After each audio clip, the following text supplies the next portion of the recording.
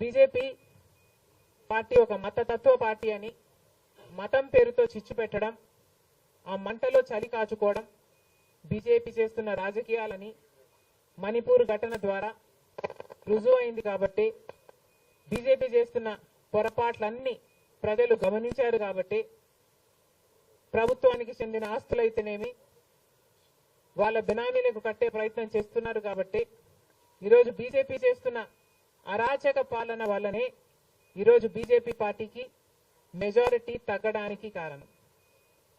ఇంకొంచెం ఉంటే almost BJP party అసలు ప్రభుత్వమే ఏర్పాటు చేయలేని స్థితికి ఈరోజు బీజేపీ పార్టీ దిగజారిపోయింది. ఇలాంటి ప్రభుత్వం ఎన్ని రోజులు ఉంటుందో చెప్పలేని పరిస్థితి ఈరోజు ఉంది.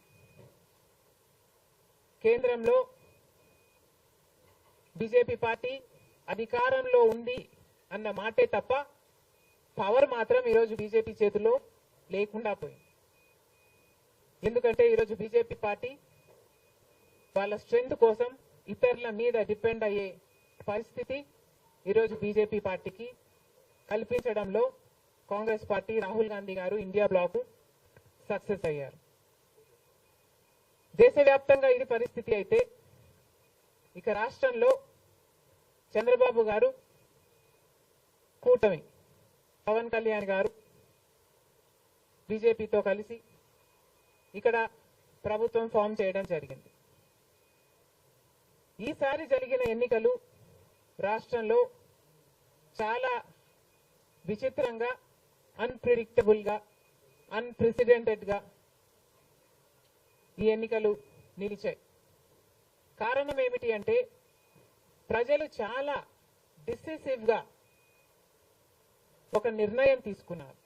మాకు మార్పు కావాలి అన్న నిర్ణయం ప్రజలు తీసుకున్నారు. కాబట్టే ఈ ఎన్నికలు ఒకే డిసిషన్ మీద ఆధారపడి జరిగిన ఎన్నికలు. For Jagan, against Jagan. ఒకటే డిసిషన్ గా ఈ ఎన్నికలు నిలిచాయి. For Jagan or against Jagan. Against Jagan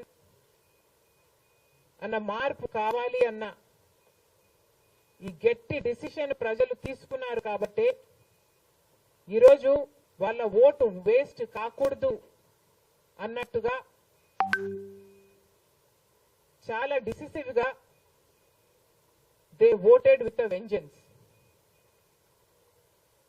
for change. ఇది అవునన్నా కాదన్నా ఇది వాస్తవం.